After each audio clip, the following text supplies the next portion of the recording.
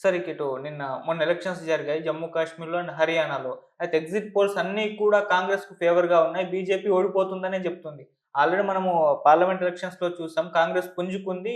ప్రతిపక్షంగా కూడా ఏర్పడింది. ఇప్పుడు మళ్ళీ ఈ 2 రాష్ట్రాల రిజల్ట్స్ కాస్త బీజేపీకైతే టెన్షన్ పుట్టించేలా అయితే ఉన్నాయి సార్.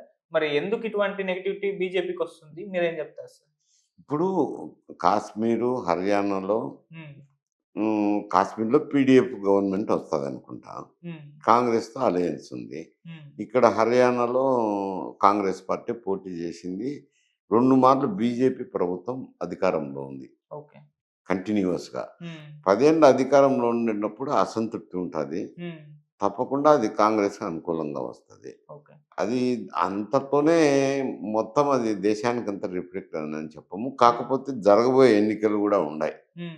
ఇట్ట మహారాష్ట్రలో గాని, ఢిల్లీలో గాని, హ్మ్. జార్ఖండ్‌లో గాని ఈ ఇమ్మీడియేట్‌గా జరిగే ఎన్నికలు నవంబర్, డిసెంబర్ లోపల జరుగుతాయవి. అవును. జరిగినప్పుడు అక్కడ గూడా కొంచెం కాంగ్రెస్‌కే మొగ్గు చూపుతున్నాయి సర్వేలయితేనేమి. హ్మ్.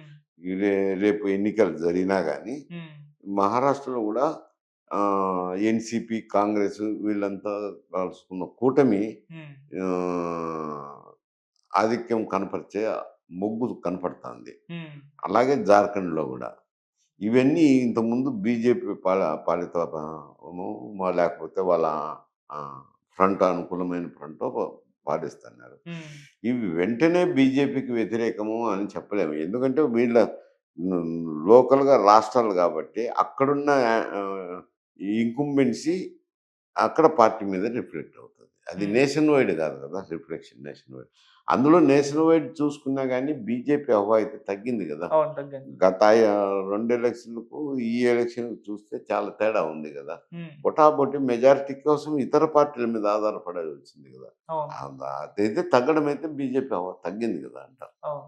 ఎందుకు సార్ ఈ ఈ ఈ విధంగా డ్రాఫ్ట్ అంటే 10 సంవత్సరాల్లో వ్యతిరేకత రావడమేనా? ఇంకేమైనా రీజన్స్ అయ్యుంటుందా?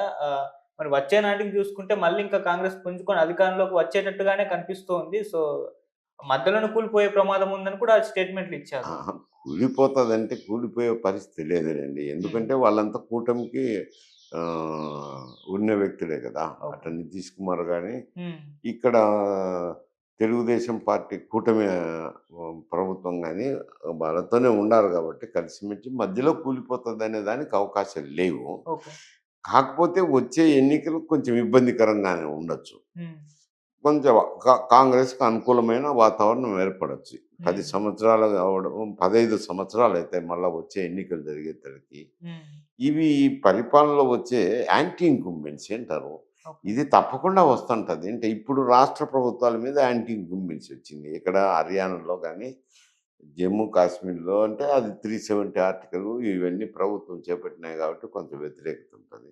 హ్మ్. ఇక్కడ గూడా మహారాష్ట్రలో గూడా వాళ్ళ అనుకూలమైన ప్రభుత్వం ఉంది కాబట్టి తప్పకుండా వ్యతిరేకత వస్తది. హ్మ్. జార్ఖండ్‌లో అయినా అదే పరిస్థితి. హ్మ్. ఇయన్నీ అక్కడున్న రాష్ట్రాల మీద వచ్చిన అసంతృప్తితో ఈ కాంగ్రెస్ వైపు మొగ్గుతున్నారు. రేపొద్దున ఇక్కడ గూడా 15 సంవత్సరాలు అయితది కాబట్టి కొంత అసంతృప్తి ఉండొచ్చు. మొగ్గొచ్చు గూడా కాంగ్రెస్ కాదండి. ఓకే. సో, అంటే ఇది ఈ విధంగా వ్యతిరేకతొస్తుంది అంటే కొన్ని రాష్ట్రాల్లో ఎలక్షన్స్ అయితే ఉండబోతున్నాయి. బీజేపీ ఓడిపోయే పరిస్థితే కనిపిస్తుంది. సో, దీన్ని కాస్త ఫేస్ చేయడానికి, దీన్ని డీల్ చేయడానికి జమిలీ ఎన్నికల్ని తీసుకొచ్చారు అన్న విమర్శలు కూడా వినిపిస్తున్నాయి సార్. ఓకే. మళ్ళీ అంటే ఇప్పుడు అధికారంలోకొస్తే తొందరలో అవి పోతాయి. మళ్ళీ ఇంకోసారి ఎలక్షన్స్ ఫ్రెష్‌గా జరుగుతాయి గదా! సో, ఆ టైంలో బీజేపీ కాస్త వ్యూహాత్మకంగా వ్యవహరిస్తే గెలవచ్చు అన్న ఒక హ్మ్. ప్లాన్‌తో వస్తుందని అంటున్నారు. అట్లా కాదు. జమిలీ ఎలక్షన్‌లు వేరు. హ్మ్. జమిలీకి, దీనికి వీటికి సంబంధం లేదు. ఓకే. జమిలీ ఎలక్షన్ అంటే శాసనసభ ఎన్నికలు, పార్లమెంట్ ఎన్నికలు అన్నీ కలిపి ఒకటే మారి జరగాలనేది. అవును. ఇక్కడ ఏమంటే ఒక 4, 5 రాజ్యాంగ సవరణలు చేయాల్సిందుంటది. హ్మ్. ఎటువంటి సమస్యలున్నాయనంటే ఇప్పుడు ఒక చోట ఎన్నిక జరిగిన తర్వాత రాష్ట్ర ప్రభుత్వం కూలిపోతది. హ్మ్. కూలిపోయినప్పుడు ఏముంది మళ్ళీ గవర్నర్ పరిపాలన ఏదో ఆల్టర్‌నేటివ్ ప్రభుత్వమైనా ఏర్పాటు చేసి ప్రత్యామ్నాయ ప్రభుత్వాన్ని ఏర్పాటు చేస్తారా చూస్తారు. ఏది కానప్పుడు మధ్యంతర ఎన్నికలకు పోతారు. ఓకే. ఎన్నికలకు పోయినప్పుడు అప్పటి నుంచి 5 సంవత్సరాల కాలానికి ఎన్నిక జరుపుతున్నారు హ్మ్. శాసనసభలు. అవును. అందువల్ల ఈ వేరియేషన్ వచ్చింది. గతంలో అయితే పార్లమెంటో, శాసనసభే ఉన్నాయి. ఇప్పుడేం చేయాలా? ఒకవేళ సంవత్సరం లోపల కూలిపోయింది అనుకోండి. ఒక రాష్ట్ర ప్రభుత్వం ఏర్పడింది. హ్మ్. సంవత్సరం లోపలే కూలిపోయింది. కూలిపోతే అప్పుడు ఎన్నిక జరిగినా ఆ 4 సంవత్సరాలకే జరపాల్సిందుంటది. ఓకే. అది రాజ్యాంగ సవరణ చేయాలి. హ్మ్. ఒకవేళ ఒక రాష్ట్ర ప్రభుత్వం ఏర్పడింది. హ్మ్. పార్లమెంట్‌తో పాటు రాష్ట్ర ప్రభుత్వం గూడా ఏర్పడింది. ఓకే. ఏర్పడినప్పుడు ఒక సంవత్సరం ముందర కూలిపోతది. హ్మ్.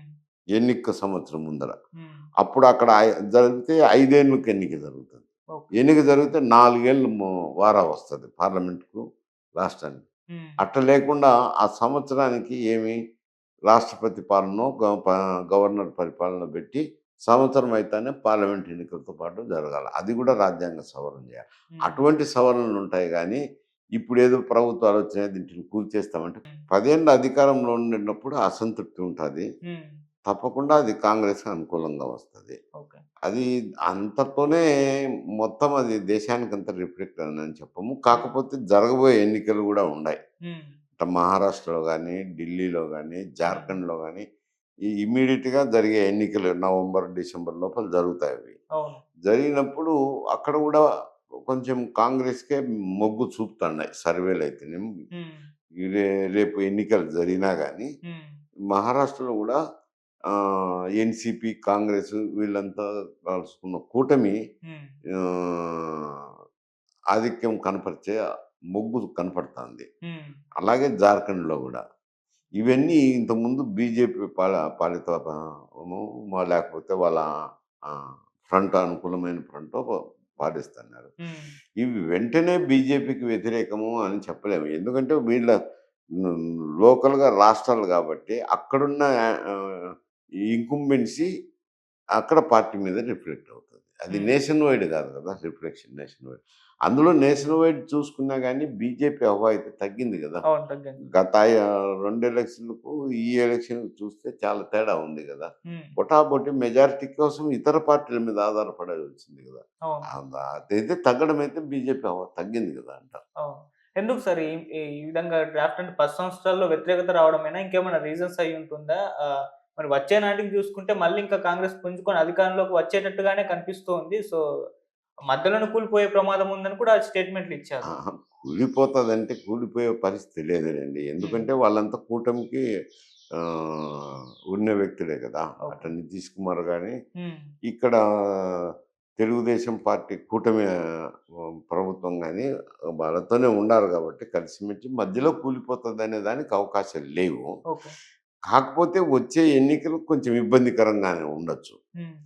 కొంచెం కాంగ్రెస్‌కి అనుకూలమైన వాతావరణం ఏర్పడొచ్చు. 10 హ్మ్. సంవత్సరాలు కావడం 15 సంవత్సరాలయితాయి మళ్ళా వచ్చే ఎన్నికలు జరిగేసరికి. హ్మ్. ఇవి పరిపాలనలో వచ్చే యాంటీ ఇన్కంబెన్సీ అంటారు. ఓకే. ఇది తప్పకుండా వస్తుంటది. అంటే ఇప్పుడు రాష్ట్ర ప్రభుత్వాల మీద యాంటీ ఇన్కంబెన్సీ వచ్చింది. ఇక్కడ హర్యానాలో గాని, జమ్మూ కాశ్మీర్‌లో అంటే అది 370 ఆర్టికల్ ఇవన్నీ ప్రభుత్వం చేపట్టినాయి కాబట్టి కొంచెం వ్యతిరేకత ఉంటది. హ్మ్. ఇక్కడ గూడా మహారాష్ట్రలో గూడా వాళ్ళ అనుకూలమైన ప్రభుత్వం ఉంది కాబట్టి తప్పకుండా వ్యతిరేకత వస్తది. హ్మ్. జార్ఖండ్‌లో అయినా అదే పరిస్థితి. హ్మ్. ఇయన్నీ అక్కడున్న రాష్ట్రాల మీద వచ్చిన అసంతృప్తితో ఈ కాంగ్రెస్ వైపు మగ్గుతున్నారు. రేపొద్దున ఇక్కడ గూడా 15 సంవత్సరాలు అయితది కాబట్టి కొంత అసంతృప్తి ఉండొచ్చు. మొగ్గొచ్చు గూడా కాంగ్రెస్ కాదండి. ఓకే. సో, అంటే ఇది ఈ విధంగా వ్యతిరేకతొస్తుంది అంటే కొన్ని రాష్ట్రాల్లో ఎలక్షన్స్ అయితే ఉండబోతున్నాయి. బీజేపీ ఓడిపోయే పరిస్థితే కనిపిస్తుంది.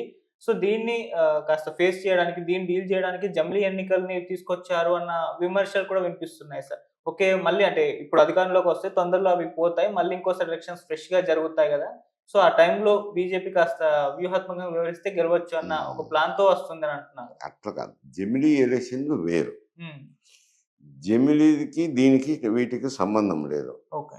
జమిలీ ఎలక్షన్ అంటే శాసనసభ ఎన్నికలు, పార్లమెంట్ ఎన్నికలు అన్నీ కలిపి ఒకటే మారి జరగాలనేది. అవును. ఇక్కడ ఏమంటే ఒక 4, 5 రాజ్యాంగ సవరణలు చేయాల్సిందుంటది. హ్మ్. ఎటువంటి సమస్యలున్నాయనంటే ఇప్పుడు ఒక చోట ఎన్నిక జరిగిన తర్వాత రాష్ట్ర ప్రభుత్వం కూలిపోతది. హ్మ్.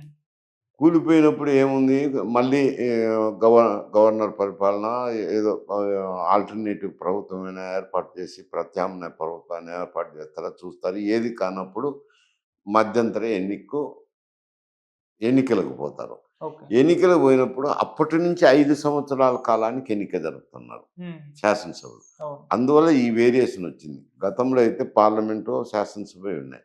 ఇప్పుడేం చేయాలా?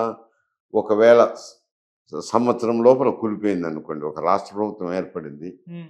సంవత్సరం లోపలే కూలిపోయింది. కూలిపోతే అప్పుడు ఎన్నిక జరిగినా ఆ 4 సంవత్సరాలకే జరపాల్సిందుంటది. ఓకే. అది రాజ్యాంగ సవరణ చేయాలి. హ్మ్.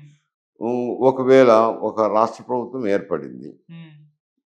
పార్లమెంట్‌తో పాటు రాష్ట్ర ప్రభుత్వం గూడా ఏర్పడింది. ఓకే. ఏర్పడినప్పుడు ఒక సంవత్సరం ముందర కూలిపోతది. హ్మ్. ఎన్నిక సంవత్సరం ముందర. హ్మ్. అప్పుడు అక్కడ జరిగితే 5 ఏళ్ళకి ఎన్నిక జరుగుతది. ఓకే. ఎన్నిక జరిగితే 4 ఏళ్ళు వారా వస్తది పార్లమెంట్‌కు, రాష్ట్రానికి. హ్మ్. అట్లా లేకుండా ఆ సంవత్సరానికి ఏమి